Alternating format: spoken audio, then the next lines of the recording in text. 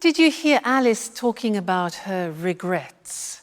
Do you know that regrets, when you do something you wish you hadn't done, that's a regret? Well, there are different ways to express that in the English language.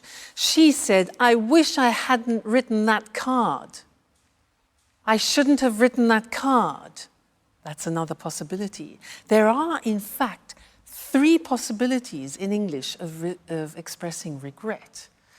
And I want to look at those with you. Because they're quite complicated, let's do it together on the screen, all right? Now, the first example is with should. Now, you know should. Should we use, for example, you should rest when you give advice. But if we put it into a past form, we use it to express regret. So the grammatical structure is should plus the infinitive have plus the past participle. So an example is, imagine, it's raining. I haven't got my umbrella, and you want to express a regret.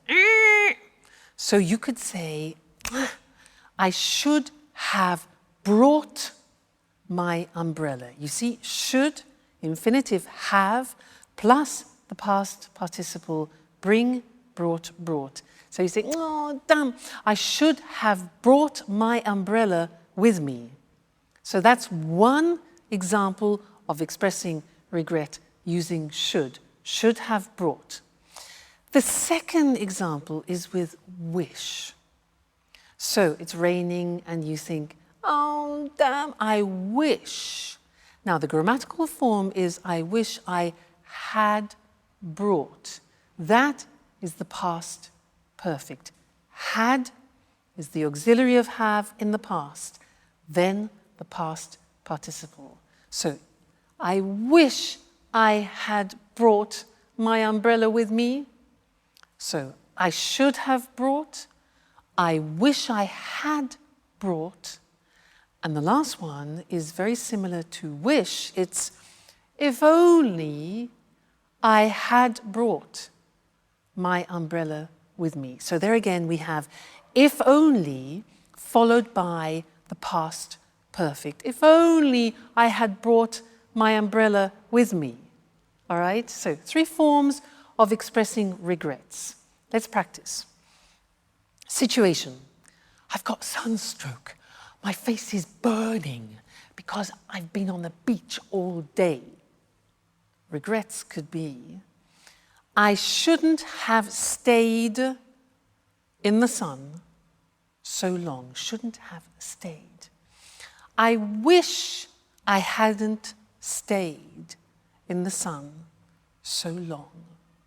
If only I hadn't stayed. Get the idea? Yeah? Good. Next situation. My car has broken down again. It stopped. My car's broken down again. Regret. I should have taken it to the mechanics. I should have taken it to the mechanic earlier for a checkup. Or I wish I had taken it. You see, you can use one of the 3 forms, exactly the same meaning, all right? Great. Next one, I'm completely lost. Situation, I am completely lost. Regret. I wish I had brought a map with me. I wish I had brought a map with me. Okay, getting the idea? Next one, I've got a terrible headache. Oh, terrible headache.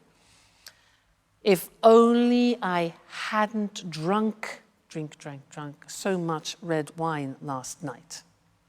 If only I hadn't. I shouldn't have drunk 3 bottles of red wine last night. Now I regret it. Another one. Damn, I missed the plane. I missed the plane. My alarm clock. Bzzz.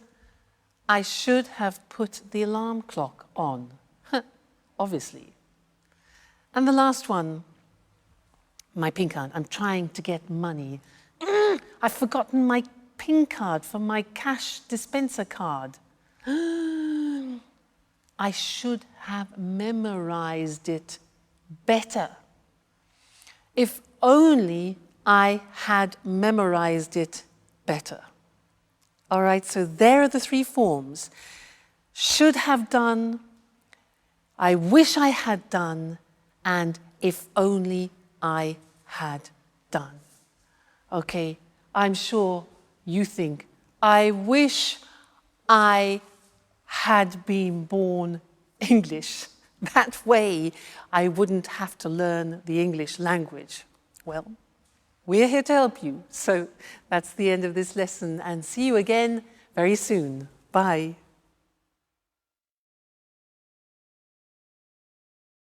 Hello and welcome to this week's edition of Music World. And of course, welcome to our music expert, Tony Moore. Hello, Lucy. And good morning to all our music fans. A great cultural icon with a very difficult recent history. A popular TV programme broadcasting these problems to a whole nation. And today, great performances to packed houses. I'm talking about the Royal Opera House at Covent Garden in London. The theatre dates back to 1732, but recently it's become more famous than ever. What exactly has been happening at the Royal Opera, Tony? Well, everything started with the restoration work that was begun in 1995. This work is now being completed, and we have the modern performance space that it is today. I can't see any trouble there. Sure. But the restoration work was partly funded by the National Lottery. What do you mean, partly funded? How much money came from the lottery? The lottery gave £58.5 million towards the work. Quite a lot of money. Remind me how the lottery works. Lottery tickets cost £1 and are sold all over the country.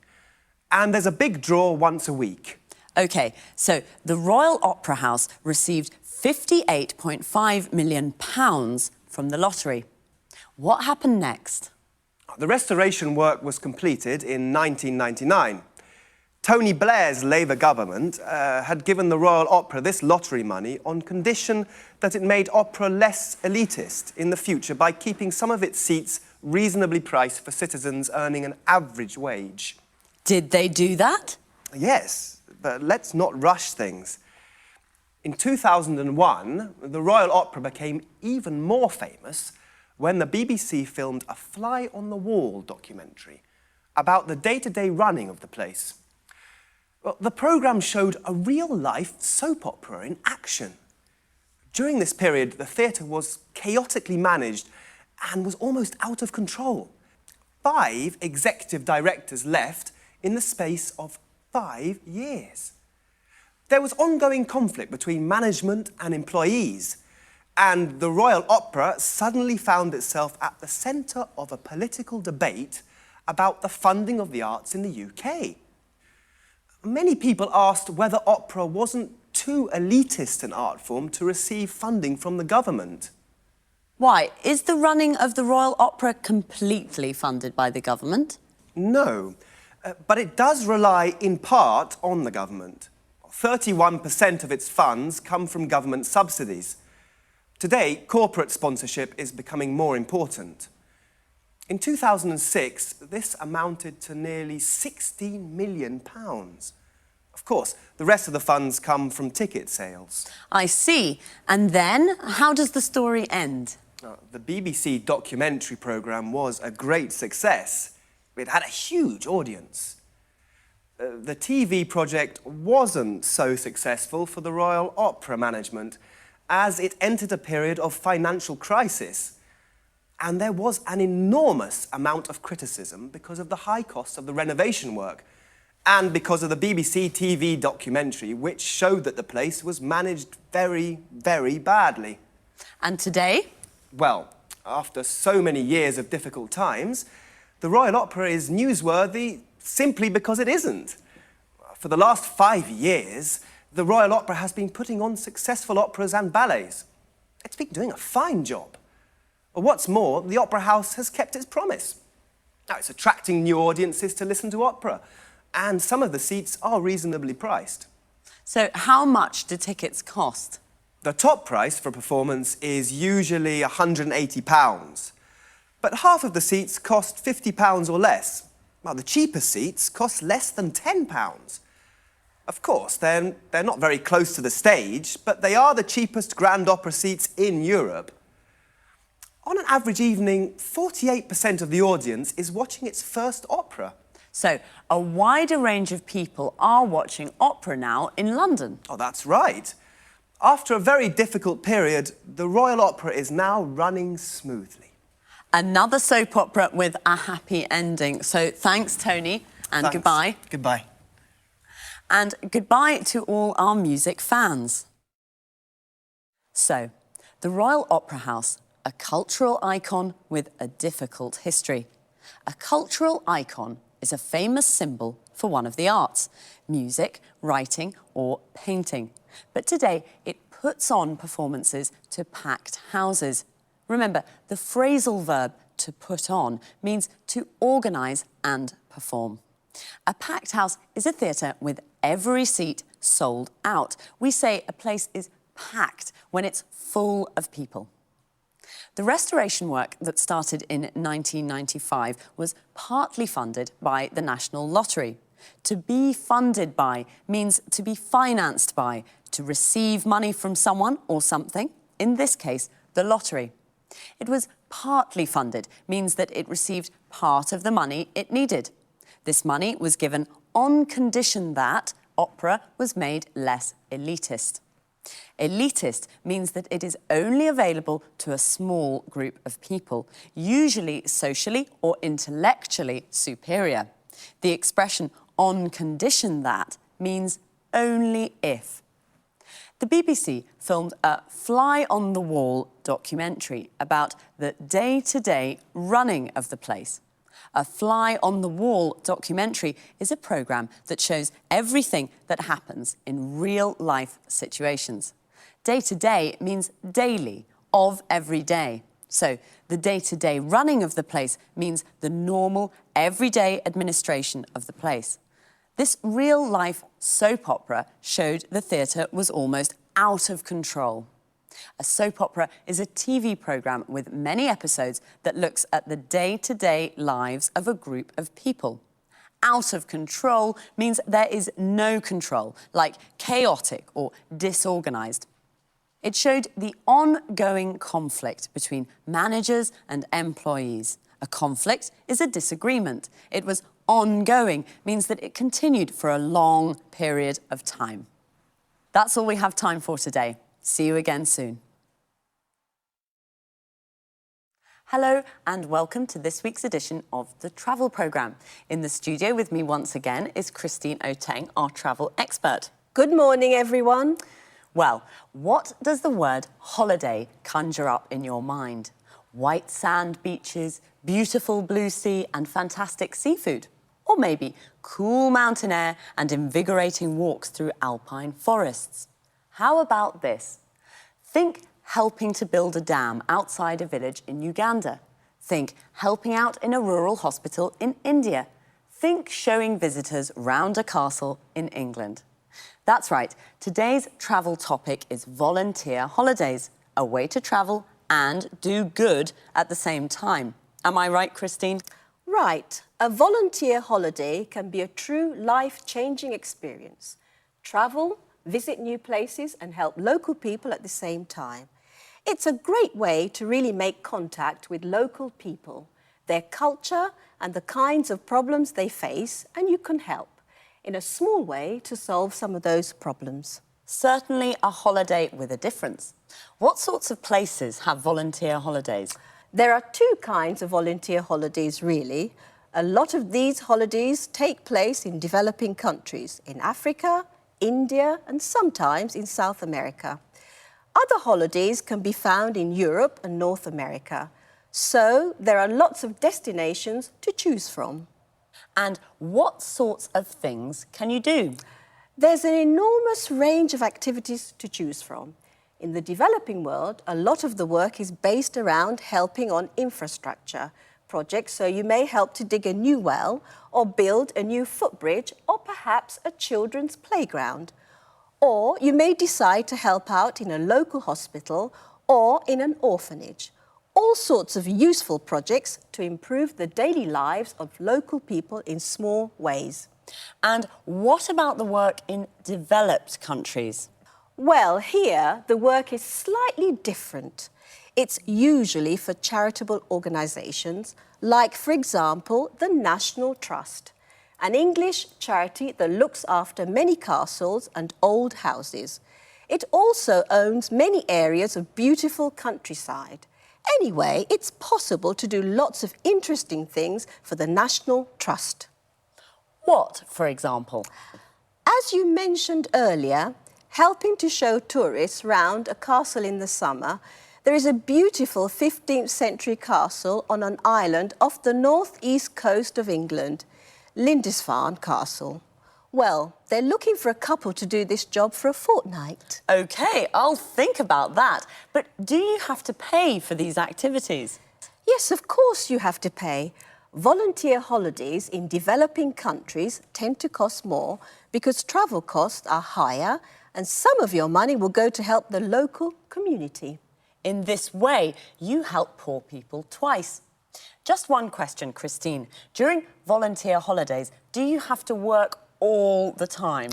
Well, usually there's a split between volunteer work and sightseeing.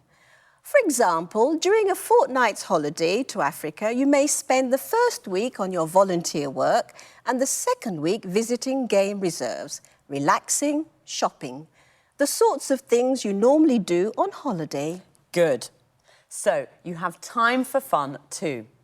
OK, everyone, the next time you're trying to decide where to go on holiday, forget the beaches, forget the mountains, and start thinking about leaving your comfort zone for Africa or the English countryside. Thanks, Christine, for that fascinating information. Goodbye.